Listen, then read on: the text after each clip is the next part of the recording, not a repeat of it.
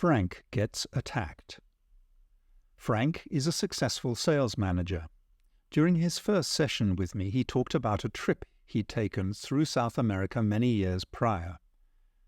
In Caracas, a criminal gang had enticed him into a dark bar with the promise of free drinks. When he entered the bar, he was mugged by a group of women. Only a combination of luck and dexterity allowed him to make a dive for freedom. As he broke away, he noticed that the gang member who had enticed him into the bar was pleasantly conversing with two police officers out on the street. The same thing happened to his friend a few minutes later when he went into the bar to look for Frank. This incident was too much for Frank, being robbed by women while the police officers had a relaxed discussion with one of the gang members. This had a serious impact on his life. He was diagnosed with post-traumatic stress disorder, which manifested in panic attacks, especially if he entered an unfamiliar bar.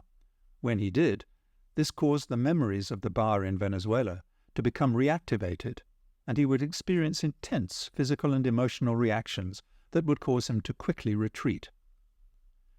Frank would have simply avoided bars in the future if this had been his only problem, but he was also no longer able to approach people in a relaxed manner at work, a significant handicap for a manager working in customer service. The cause of his panic emerged during the session, an unconscious fantasy while he was in that bar. "They're going to kill me." A mental video clip played of being beaten to death with baseball bats. This fantasy was reactivated whenever he entered an unfamiliar bar or met new people.